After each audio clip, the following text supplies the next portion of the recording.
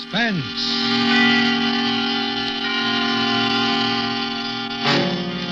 Tonight, as we open a special limited series of 5 Friday night performances at this hour, Suspense brings you an incomparable study in terror. It is Edgar Allan Poe's The Pit and the Pendulum, in a new setting as a radio play especially written for Suspense by a contemporary master of the art, John Dixon Carr.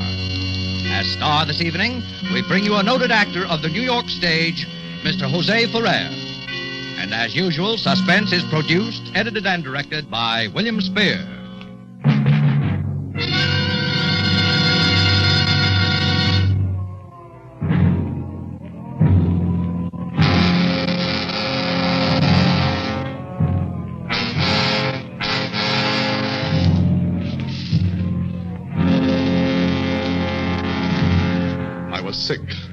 Sick unto death with that long agony.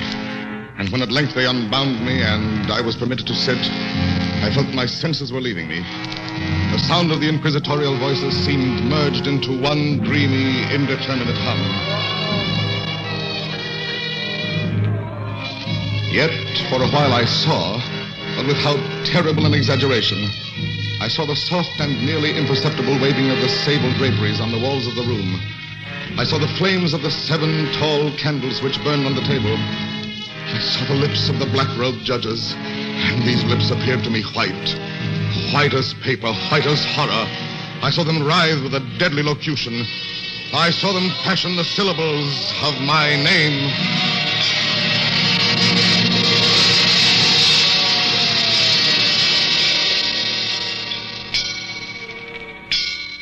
Jean d'Albret. Captain Jean d'Albret. Good fathers, gentlemen. We hear you, my son. I am very weak and infirm. I have been confined for many months in a dungeon. I have been tormented by nightmares. Conscience, one trusts. Pray silence, Fra Antonio. Even now I have no knowledge of where I am or to whom I may be speaking. You're speaking to me, my son. I am Fra Pedro de Spidia, friar of the Dominicans of Segovia, and Grand Inquisitor for all Spain. Is this the court of the Inquisition? It is. Then God help me. He will help you, my son, if you trust him. But I am a French officer. That is true. A soldier and creature of the arch-fiend Napoleon Bonaparte. But a French officer nonetheless. A prisoner of war. By what right do you try me in this court? Let the clerk read the charges against this prisoner. Pray silence while the clerk reads the charges. The charges against the prisoner are as follows. Imprimis, that he is one Jean d'Albret, a captain of artillery in the army of Bonaparte, so-called Emperor of the French. This means nothing, as the prisoner says. It is no crime. Proceed. Item, that on the 4th day of September, in the year of our Lord 1808, the said Jean d'Albret did wed, espouse, and marry that most noble lady, the Donna Beatrice Valdez, niece and ward of the illustrious... One moment. Your Excellency spoke. Fra Antonio, was any cheat employed to trap this girl into marriage against her will? No, we have no actual evidence of any cheat. Was the girl of age? I believe so. Then wherefore is the prisoner here? This marriage was a deplorable thing, if you like. Bonaparte himself is almost at the gates of Madrid. His General Lasalle menaces our city of Toledo itself, but lawful marriage, however regrettable, is no sin or crime. There are other matters in the indictment, I think. Then continue, but give us nothing that is not material. Item, that on the 12th of October, 1808, the said Jean d'Albret, being in command of a 5-gun battery of light artillery, did direct the fire of his guns against the Holy Church of St. Martha the Innocent, and thereby of his wicked malice destroyed that church utterly. Captain d'Albret, is this charge true? Yes. You admit it. Good father, hear what I have to say. If you recall, the church blew up. Would you boast of your sin, young man? It blew up because it was stored with kegs of gunpowder for your army. I had every right to fire on it. And that is all the defense you have to make. I tell you, I had every right to fire on it. By military law... Is military law above God's law? I don't know. I did my duty. Long live the Emperor. Captain d'Albret, hear the sentence of this court. Must I stand up to hear it? I am very weak. No, You may remain seated. I thank you most humbly. Had your offense been any except this, the Holy Office would have been merciful. Mark what I say. No man, however great his heresy, is ever condemned to be burnt in the fire. Fire! Fire! If he first recant and acknowledge the error of his ways. But for you, Jean d'Albret, there can be no mercy, no pity, no atonement. The only sentence of this court can be... Death! The secular of government arm to which we must release you has devised two ways of punishment in cases such as yours. You hear the tolling of bells? I hear them. It is the procession of the condemned going to the auto da fe. Soon the yellow light of the flames will stream through the windows. And flicker on floor and ceiling. Nunc et in hora mortis intuis maunibus, Domine, in nomine Most of those Patri et condemned, Filii et out of mercy, will be strangled before they are burned. It cannot be so with you, Jean d'Albret. You must die in one of two ways. Either with the direst of physical agony. A slow fire of green wood. Ice bandages about the head and heart so that the fire does not approach too quickly. Not Be too... silent, Fra Antonio. I cry your pardon, Grand Inquisitor. Or else, Jean d'Albret, you must die in a certain other way. I'm done with this. Pass your sentence and let me go. The law does not permit me to tell you now what this other way is. It must approach you slowly and force itself into your mind. It must stalk you like a tiger. It must bring you face to face at last with the King of Terrors. The sentence of this court.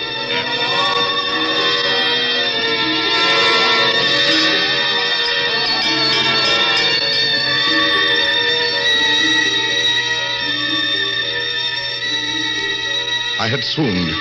Yet still I will not say that all of consciousness was lost. There are shadows of memory which tell me indistinctly of tall figures that lifted me and bore me in silence down, still down, until a hideous dizziness oppressed me at that descent into the earth. There was a vague horror at my heart because of that heart's unnatural stillness. Then consciousness swam back to my wits again. Darkness. Stone floor and darkness. Oh, Beatrice. Oh, my wife. Did you call me, Jean? Beatrice. Was it you who spoke? Yes, Jean. You here in the dungeons of the Inquisition? I am not really speaking to you, my poor Jean. I am only in your imagination. Am I mad, then? No, but your brain is fevered. You only think you hear me. I hear you clearly, as clearly as I once heard you. In the little church near the Ebro, where we were married. Yes. I destroyed that church, Beatrice. I had to. It was my commanding officer's order. I know, Jean. Be comforted. There are those who care. You won't leave me? As long as I am in your heart, I shall be here. I was strong once, but now I'm weak. Once I was reckless, but now I'm afraid. Where am I, Beatrice? What are they going to do to me? I cannot tell. Remember, my voice comes only from your own brain. Are you fettered? No. They have not chained you to the wall? No. They've taken away my uniform. They've given me sandals and a robe of what feels like coarse serge. But I'm still free. Free. Take courage, Jean. Free and in the grasp of the Inquisition. Beatrice. Yes, Jean? It is completely dark. There's hardly any air. I dread to get up, and I dread to stretch out my hand. Suppose they've burnt me alive. Courage. Can you stand up? I think so. Then walk. Walk as far as you can. Measure the limits of the cell. if this is not a tomb. You're right, Beatrice. As always. I'll try. Courage. Yes, courage. Now, pray for a poor devil who always meant well. 1 pace, 2, 3, 4. You are very weak, Jean. Rest a moment. Yes. Where are you now, Beatrice? In the flesh, I mean. You know that, Jean. In the old house by the olive grove. Scorn of my people. Yes, I know it. Each morning, I climb to the hilltop and watch. Go on. Sometimes I think I hear gun wheels rumble in the hills and long moving columns with the red dust rising about them. Go on. First come the heavy cavalry in plume-crested helmets, on their flanks wheeling like hawks, light hussars in blue and scarlet, and behind them in a glitter of bayonets as vast as light points on the sea, rank upon rank, the long gray coats and tall bearskin caps of the old guard and the Grand Army.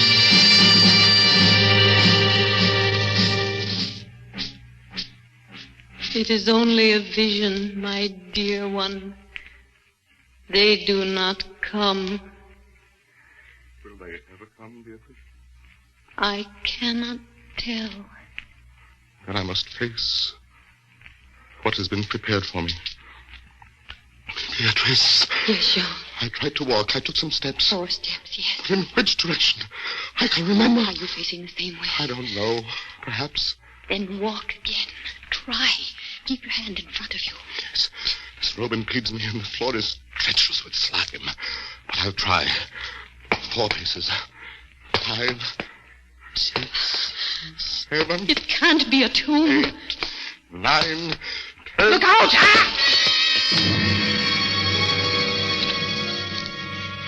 I'm all right. I fell. The rope tripped me. But What is it? my hand is in front of me. Lower than my face. But I feel nothing. Nothing, Jean. It's a pit. A circular pit. And I fell on the very edge of it. It would have made you walk into it. Yes.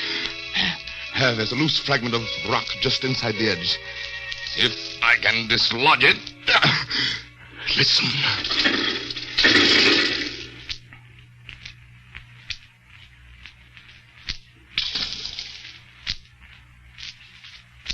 Water. There's something down there. Rats, it may be. Rats, yes. But something else. I heard it move. So do I. Accident saved me. They would have had me plunged there symbolically like the descent of the soul to keep company with something else. And quick death forms no part of their plan. What is in the pit, Jean? I can't say. But you're saved. Saved, Beatrice. Saved from the Inquisition. My torture has been merely postponed.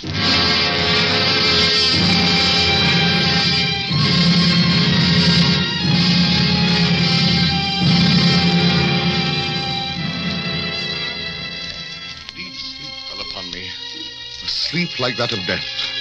How long it lasted, I know not. But when I opened my eyes once again, I could see. Yes, see. My prison was large and lofty, its walls formed of massive iron plates bolted or joined together. A wild sulphurous luster, I could not trace its origin, lit up the dungeon, and the circular pit, and the crudely daubed skeleton figures painted in evil colors on the iron walls. Skeleton figures, demon figures, gargoyle figures, their colors a little blurred, as from the effects of the damp. And I... It must approach you slowly and force itself into your mind. It must stalk you like a tiger. It must bring you face to face at last with the King of Terror.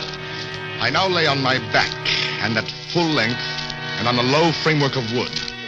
To this framework I was securely bound by a long fastening resembling a surgical bandage. Bound? But why? Why? The bandage passed round and round my body, leaving at liberty only my head and my left arm. With much exertion, I could supply myself with food from an earthen dish on the floor beside me. It was meat, highly seasoned.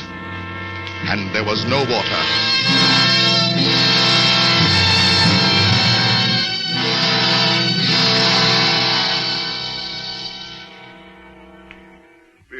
Beatrice, where are you? I am here, Jean, as always. Your voice sounds stronger. Does it, Jean? Well, I can see you now. I can see you as clearly as I saw you months ago. How I wish it were true. Your bonnet and the parasol you carried in summer, and the high-waisted blue dress. You are weaker, my dear, and more fevered. Have I been asleep? Yes, Jean. They must have been here while I slept. They have bound me. Why? Why? Stop those voices! Stop them! Mine too, Jean. I am not here either, you know. Don't drive me away. Beatrice, look! Where? At the ceiling of this room, 30, 40 feet up. What do you see? Painted on the ceiling. A figure of Father Time. Anything else? But Father Time carries no scythe. He carries instead what looks like a gigantic pendulum from an ancient clock. About one thing, I swear I'm in my right senses. I saw that pendulum move. Painting cannot move. Yet I saw the pendulum did. It swung a little, back and forth, just like a real pendulum. Try not to trouble your brain. Father Time is not like those other paintings daubed on the walls, the imps and devils and skeletons. That pendulum is real. Beatrice, take care. Take care of what? You are not looking at the pendulum now. Take care of the rats. The rats from the pit. I see them. They're swarming out in dozens. You can see their glitter. One of them ran across the hem of your dress. Did it, Jean? What do they want? They have caught the scent of the meat in the dish beside They'll you. not get it. Go away, you vermin. Move your hand above the plate, Jean. Move. Beatrice, where are you going? I can hardly hear you. You are sending me away. Jean. I'm sending you away. My poor loved one. You can't bear to see the rats running about my feet, can you? Even when you know I'm not here. Beatrice! It is true, Jean. You are sending me. Yes, it's true. Go! In a cell swarming with vermin, there are others I had rather see here. I had rather see...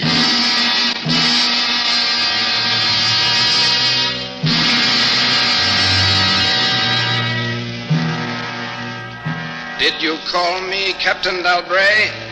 Then in spirit I am here. Who are you? Don't you recognize me? No. I am that second inquisitor, Fra Antonio, whom you thought unfair at your trial. But we were not unfair. We administer the law, that is all. Go, I command you, go! Not until I have first told you what you already guess. Which is? As the Grand Inquisitor said, there are two forms of death for such as you. One, death with its direct physical torture. The other, death with its direct mental torture. And I have been condemned to the second. Your guess is good. Listen. Do you hear anything? Yes. I hear something. Turn your eyes upwards. Look at the ceiling. Huh? The pendulum. Aye, the pendulum. It has descended. Only a foot or so as yet. As you notice, it is not really a pendulum. No? No. Its underside is a crescent, formed of razor-sharp steel. Ah! A ponderous weight, Captain Dalbray. Its movement is slow now. Soon it will take on momentum. It will swing wider and wider. 30 feet, perhaps. Presently, as it swings, you will hear it hiss. And with each broad movement, it will creep a trifle lower. Steel is directly above me. Yes, above the region of your heart. Lie still and look up at it. How long before? You need have no immediate fear. It will not be too soon. But how soon? In the name of pity, give me some answer. Hours, perhaps days. Its motion can be arrested while you sleep. And now, Captain Dalbray, still in spirit, I leave you to your meditation.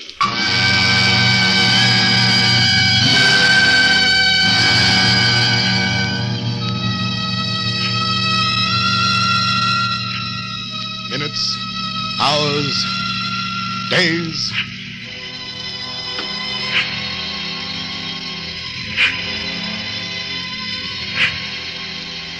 Down, steadily down it crept. Days passed, it might have been many days, before it swept so closely as to fan me with its acrid breath. The odor of the sharp steel forced itself into my nostrils. To the right, to the left, far, wide. The shriek of a damned spirit. To my heart, with the stealthy pace of a tiger. Down, certainly relentlessly down. I prayed. I wearied heaven with my prayer for its more speedy descent. I grew frantically mad and struggled to force myself up against that swinging, glittering death. Of no avail. Down, still unceasingly down, still inevitably down. The sharp steel flashed past within 3 inches of my chest. And then, only then...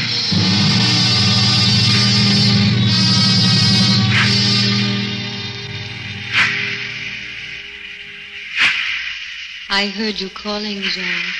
I am here. It is a strange thing, Beatrice. I am quite calm. You are resigned, then? No, that is the strange thing. Even now, I am not resigned. Is there a way out? How can there be? 10, 12 more vibrations and it will fray the serge of my robe. One slightly as a razor in a delicate hand. There will be many sweeps before it bites deep. I can't escape it. And yet... I could only... use my wits. You kept me away from you, Jean. You locked me out of your thoughts. If I am here only in your thoughts, why should I fear the rats? The rats? Rats? Do they still swarm here? Across the floor and over the meat platter, they have taken nearly all your food. Yes, they are ravenous, and they have sharp teeth. Well... The meat is oily and spiced. If I take what remains of it, scatter you vermin, and rub that meat on the bandages that hold me here. Try it, Jean, try. It may be too late. If I move my body a fraction of an inch out. Try it, I tell you, try. Look, they scatter as soon as I do try. But they are watching you. I can see their eyes glitter. They are creeping back. Can I stand those rats crawling across me? Can the flesh bear One of it? them has leaped on the wooden framework. Another follows. They are gnawing at the bandage. 7, 8 more sweeps of the pendulum. Does the bandage give way? A little. Lie still, Jean, lie still. 10, a dozen rats gnaw. Is death, I wonder, worse than this disgust? A dozen sharp knives could do no better. The bandage is loosened to ribbons. If you move sideways, carefully, and drop to the floor. Beatrice, I can't. I haven't the strength. The steel has frayed your robe. A minute more will be too late. Try! And with all the power that is in me, and the hatred that I bear my enemies...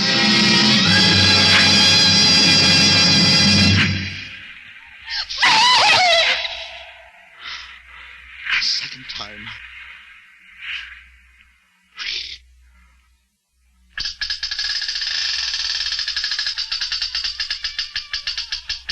See, Jean. The pendulum stopped. They are drawing it back up through the roof. Each move I make is watched. You never doubted that. No. Yet with all they could do to you, they have failed twice. They will not fail a third time, my dear. There must be no more dallying with the king of terrors. What else can they do? I can't say. See how the rats gnaw in silence at the bandage.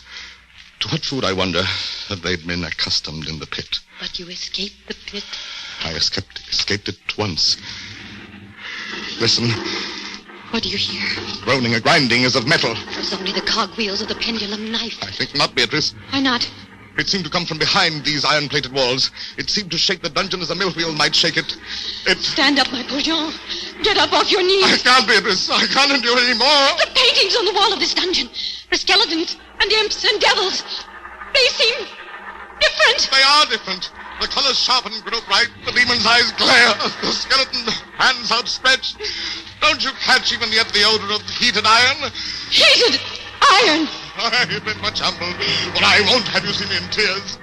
I order you to go. Jean, in the name of heaven. Yes, in the name of heaven. Go!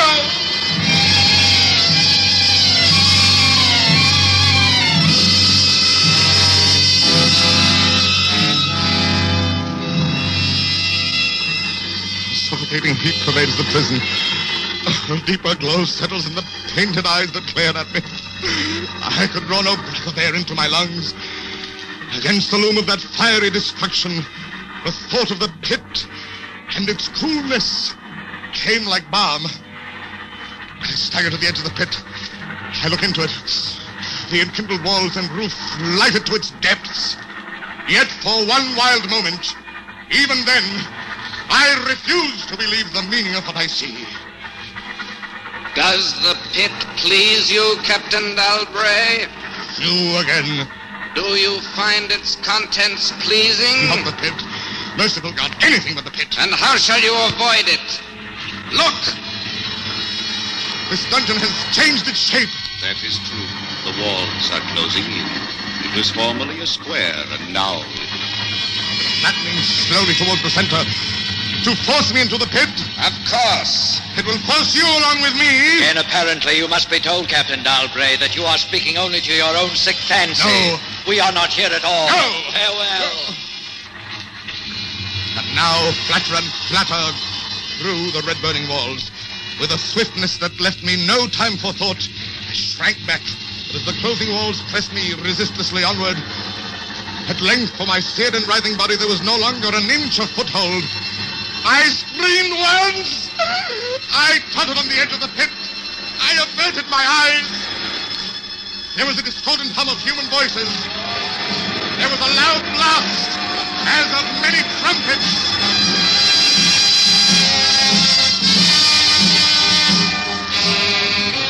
The fiery walls rushed back. An outstretched arm caught my own as I fell fainting into the abyss. It was the arm of General LaSalle.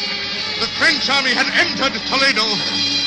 The Inquisition was in the hands of its enemies.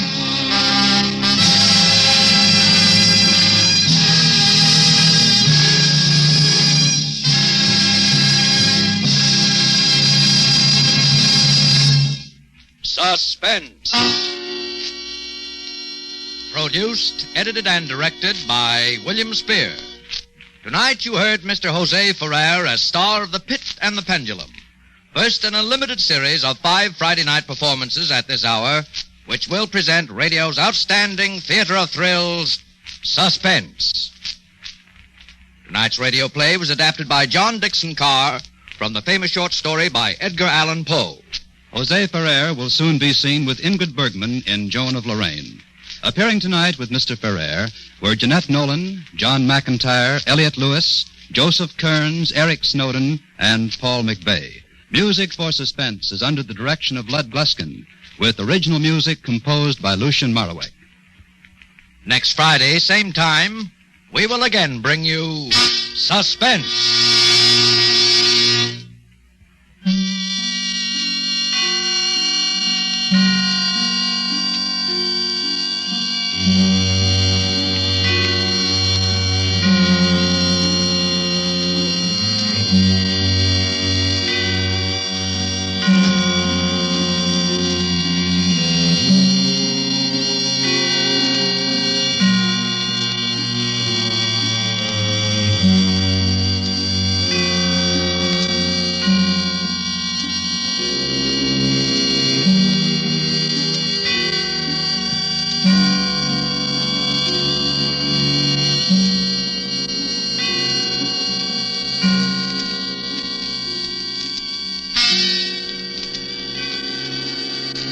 This is CBS, the Columbia Broadcasting System.